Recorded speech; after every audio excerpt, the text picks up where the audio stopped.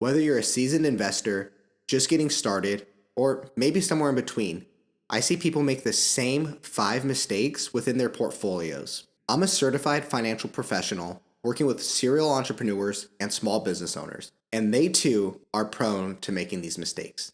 You see, most investors, even the smart ones, lose money not because of bad investments, but because of bad emotional mistakes. Panic selling, chasing trends, or maybe even holding on for too long. Today, I'm going to break down 5 of the most common psychological mistakes that cost investors thousands of dollars. And I'm going to show you exactly how you could avoid them with simple yet actionable strategies. Now, if you want to hear the mistakes that I've made as a trained professional, then you're going to want to stick around as I'll scatter them throughout this video. And yeah, I've made quite a few embarrassing mistakes. Without further ado, let's dive into the first biggest mistake that almost everybody is making, and that is emotional investing. Emotional investing can come in many different forms. Fear and greed are a couple of common ones. Sometimes you might hear them referred to as like FOMO or the fear of missing out. A really good example of FOMO is the GameStop and AMC runs that we saw back in 2021. Now, if you're quick to these trades, you have the potential to make some decent gains. And I know quite a few people who made money from the GameStop and AMC runs, but in no way can this be seen as a consistent strategy that you could rely on. In fact, I even remember a story of one of my friends who invested when AMC was selling for about $12. And looking at the stock today, it was down to $2.73 per share. So I really hope that he's not still holding on to this position, or else he would have fallen victim to 2 psychological mistakes, one of which that we're going to get to later. Now, before I go on with how you can avoid this mistake, I have another example that I want to share with you because I think it might be applicable to somebody in the audience.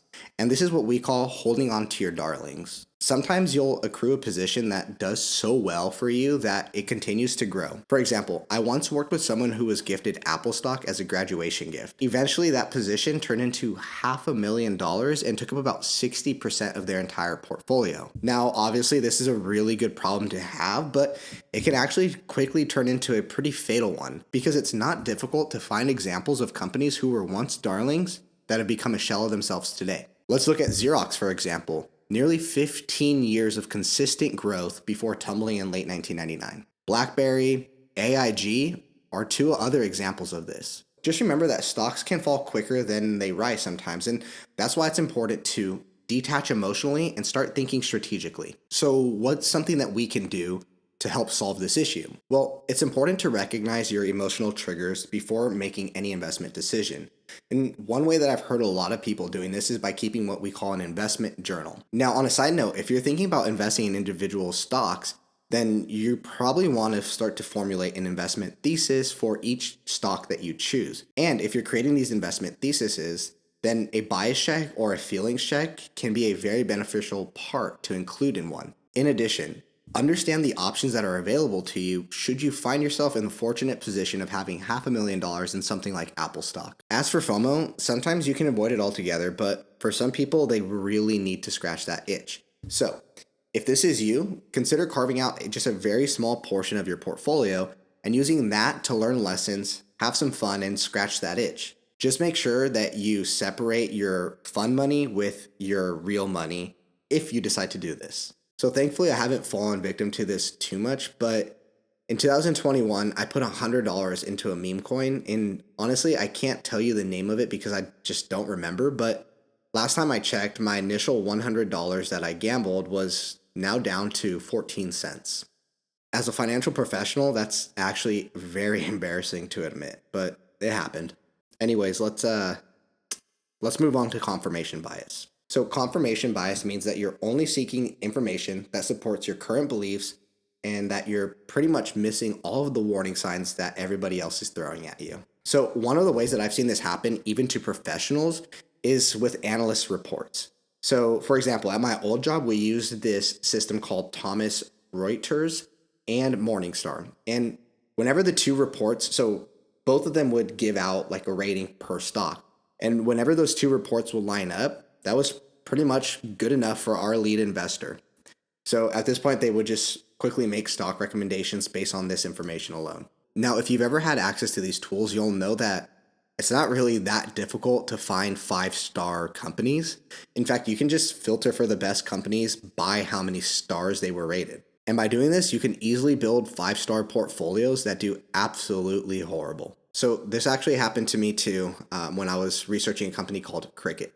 Cricket had 5-star reviews across the board. Now, I remember relying on these specific reports when analyzing the company back in 2021 without regard for every other article that was telling me that their growth was only due to stay-at-home activities increasing and the injection of stimulus into consumer pockets, which obviously came true. In fact, I even wrote an article about how confident I was in this stock way back in 2021. If you're interested to read how off I was, I'll put it in the description. Now, it's honestly so easy to see how biased I was in my own belief and how wrong of a decision that was for me to make just by looking at year-to-year revenue growth since I released the article. This is a pretty brutal one for me.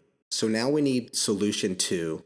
How do we overcome confirmation bias? Well, in my opinion, it's pretty easy to overcome. It just takes self-awareness, which I also understand isn't easy for everyone, and it wasn't easy for me in 2021 either. But being aware that confirmation bias exists in the first place can be absolutely crucial. If we just assume that we fall victim to this, like we just make the borderline assumption that we are going to fall victim to this, then we force ourselves to see the other side of the equation every single time we decide to invest our money. And remember when we talked about your investment thesis? Well, this is another thing that you might want to add to that. It might be like a bias check or a bias section where you discuss what your bias is and provide the counter arguments to any of the information opposing your view or your current view and what you currently believe. Now on to mistake number 3, overconfidence.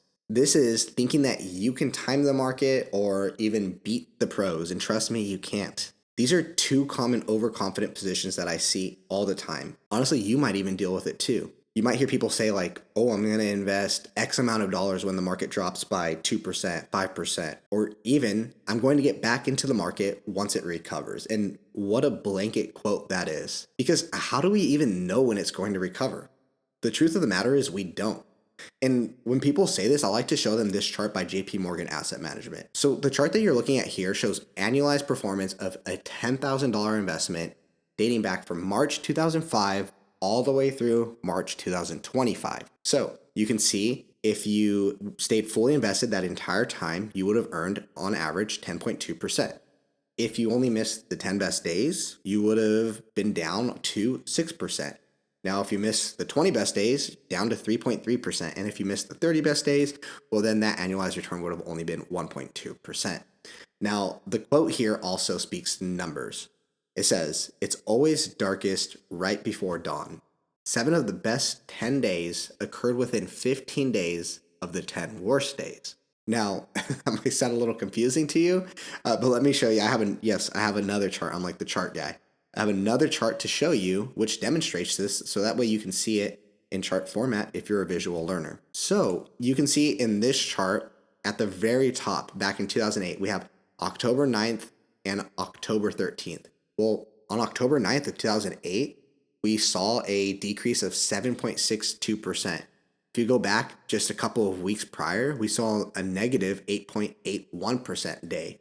So maybe a person in this time was feeling very anxious and was like, I'm going to get out of the market. And what did they say? They said, I'm going to get back in right before the market recovers. Well, guess what? Only 4 days later, the market went up 11.58% in a single day. Do you really think that within 4 days that person got back into the market? I really doubt it. And this story honestly just continues. If we look at October 15th, again, down 9%. October 28th, up 10.79%. November 13th, up 6.92%. Like, do you really think that people can jump in and out of the market and time it perfectly every single time? Probably not. And if they're missing just a couple of these best days, their portfolio is going to suffer significantly over a 10 or 20 year period. So at the end of the day, there's just no realistic way to time the market. All you're doing is falling into the overconfidence trap. But fear not, we have some solutions for this. This solution relies on education. Understanding that timing the market isn't a real strategy and is highly unlikely. That's a first great step. And if you're watching this video, well, congratulations, you just took that step. But another thing that you might be able to do is create an investment plan and stick to it. This is different than an investment thesis. Your plan may be to invest $500 per month for the next 10 years to save up for a house. It's very likely that within those 10 years, you're going to see market declines similar to the ones that we just showed you. These declines might make you feel like you want to take your money out and put it back in as the market's recovering, but you now know that that is not a viable option. You're going to stay invested through the thick and through the thin all throughout those 10 years. And maybe even instead of taking money out, maybe you buy the market when it's discounted. Moving on to mistake number 4. This one is called herd mentality. A simple definition of herd mentality is following the crowds, right? Just going along with the herd. So this might be following the crowds into market trends, market crashes, or maybe even market bubbles. Some brilliant examples of herd mentality are the dot-com bubble. So the dot-com bubble is pretty much where everyone was piling cash into new stocks that were in the internet arena. And this even got so bad at one point that IPOs were adding .com at the end of their business name. I kid you not. So think about pets.com, there was webvan.com, and seriously, etoys.com. That's actually crazy that they used e and .com to double signify to investors just how invested they were in the internet. But we're not going to fall victim for herd mentality because we have solution 4. The best thing that you can do to avoid herd mentality is to diversify your portfolio. Doing this is going to reduce the risk and avoid all-in bets. This is because trends can bake themselves into some of the indices that we have available to us today. Think about current trends that we're seeing today, maybe something like AI. We don't need to go all in on a company like NVIDIA who's heavily involved in AI because if we're already investing in the S&P 500, well then they already have an allocation to this company. Additionally, the S&P 500 is what's considered a market cap weighted company, meaning that if NVIDIA grows, it will take up a slightly bigger portion of the S&P 500's total allocation. Okay, so we're up to number 5, our 5th and final mistake. And this one is loss aversion, meaning that you're holding on to losing investments for far too long with the hope that they're going to bounce back. And guess what? They probably won't. A really good example of this, and I already talked about them in this video, but it's AIG. So if we look at AIG stock, you can see just how tremendous of a company this was back then. And now today it's like not even close to what it used to be. It's actually really, really crazy. Like they probably never going to get back to those numbers ever again. I think AIG is probably one of the craziest stock charts that I've ever looked at. But how do we reduce our risk of falling for loss aversion? Well, this one's pretty simple too.